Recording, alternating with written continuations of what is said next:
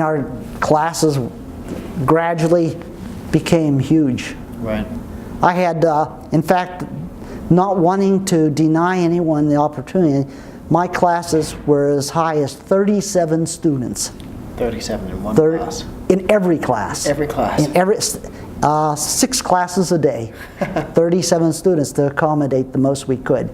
And I didn't mind it because I had no problems. I mean, typically in a school, you have, you run of students that, some students are troublemakers, you know, all they do want to mess around.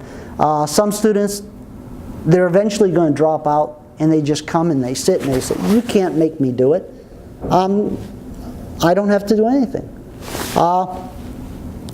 But I never had any problems because life code is so easy.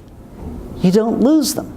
And if you take it gradual as if you were learning it, and you just keep making fun games, simple games, matching games, apps, and show them how to program and how to debug and things like that, everyone gets engaged. A couple of my classes, the principal, to make a point, he came to the realization that programming could be the way to keep students in school. I mean, a certain percentage will drop out, but maybe we can engage them. Okay. You know, because they're doing something useful, something they can relate to. And he was right. A couple of my classes, I had a whole half dozen of students that refused to do anything. They just wanted to goof around. But as they saw the other students and saw me projecting, you know, doing everyone doing it together and then them trying their own, and they saw what the other students did, what probably went through their mind was, I could do that. That's not so hard. Or, I have a cell phone, or I've played this game at my friend's house. I could do something like that. And they actually did turn in assignments. And they actually worked, and they didn't drop out of school. So when my principal got the response from parents, from students, plus our students were winning contests. Congress, the United States Congress has an app challenge every year for writing apps. And one year I decided, let's give it a go. Let's see how well you do. Anyone interested in doing it? We were learning live code, and I said, let's give it a try. We had the most entries into that of any state except for one in the United States. Our students took first, second, and third prizes in their districts, both districts.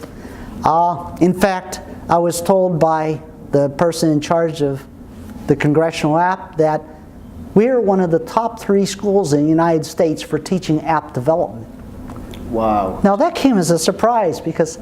You're not even a computer science teacher originally. Right. So it went on from there. We decided, a couple students said would try to hackathon with me, and I went as a mentor. And surprisingly, the one team was offered, won the runner-up for their app.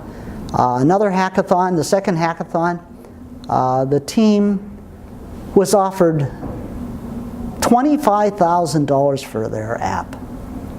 Wow. And they turned it down. They decided, hey, if it's worth it, it was a cool app. Yeah. So it was a physical fitness, so they said, we're going to develop it on our own and make the money. Right. So anyway, they're winning contests, they were getting recognition. They were having fun just sharing their apps with their friends, playing each other's games and that, and giving it to the parents and emailing it to their parents, and their parents were very proud. Because, face it, when you do an app with a lot of these, you can't share it with your friends.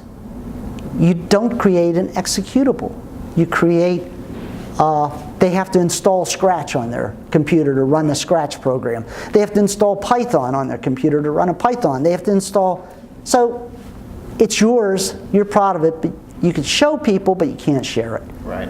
And with building executables with LiveCode, They could send it to their friends, they could give it to their parents. What are some of the things that you've seen students or you've helped students to build with LiveCode that they've really enjoyed making? Oh, they've built games. Every student has an idea of a game. They designed apps. They designed apps to help them with their homework. Many of the students have gone on to major in computer science. Even at the high school level, we've had some students submit their apps to the store and earning $300 to $500 a week. So, I mean, we had students go on to win contests. Right. One year, the last year, University of Maryland had a hackathon for all women.